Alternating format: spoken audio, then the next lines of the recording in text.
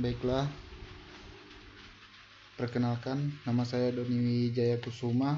Saya kuliah di Politeknik Negeri Manado, ambil jurusan Teknik Mesin, Prodi atau Program Studi D4. Baiklah, di sini saya akan menjelaskan rangkaian motor DC, satu fase putar kiri dan kanan. Pertama-tama, yang saya pasang di sini adalah input positif. Kemudian di sini saya pasangkan input negatif. Di input positif ini saya pasangkan kabel berwarna merah, dan di input negatif ini saya pasangkan kabel berwarna hitam. Pertama-tama saya pasangkan S3 atau pusat banten NC atau juga disebut dengan saklar stop. Kemudian di sini saya pasangkan S1 atau pusat banten NO disebut.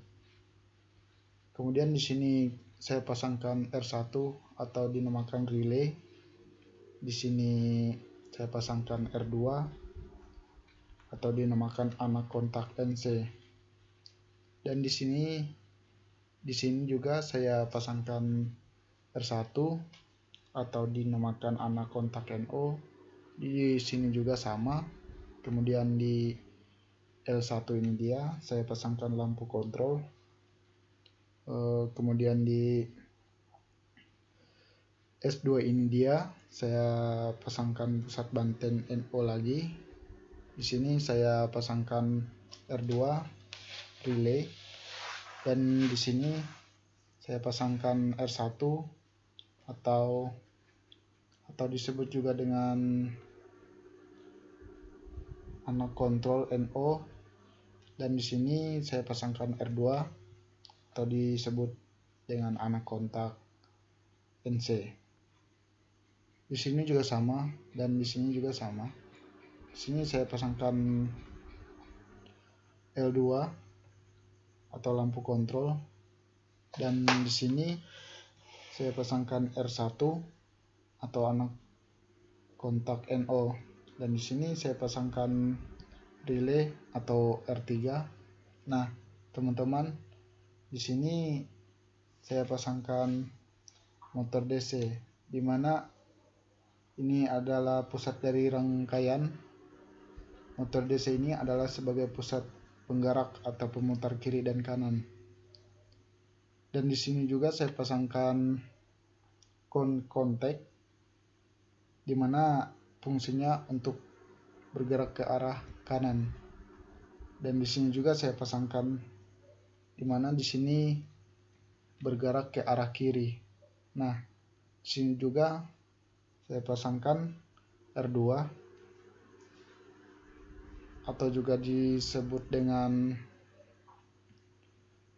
anak kontak NC, dan di sini juga saya pasangkan R4 atau relay. Nah, teman-teman, saya akan coba untuk simulasikan ini apakah bisa.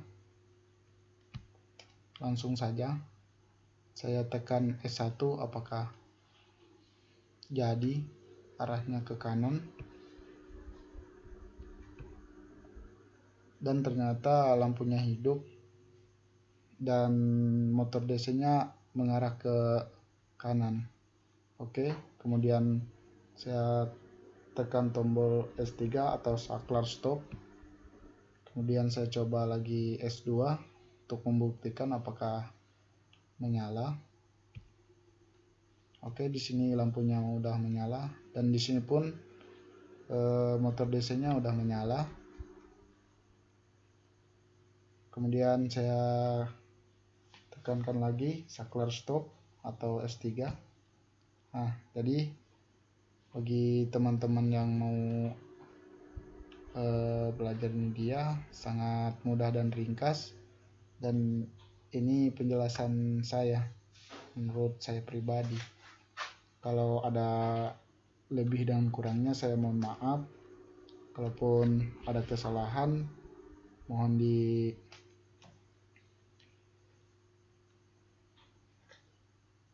dimaafkan. begitu sekiranya. Kalau suka dengan video saya, silahkan like, komen, dan jangan lupa subscribe. Ya udah, sampai sini dulu ya teman-teman.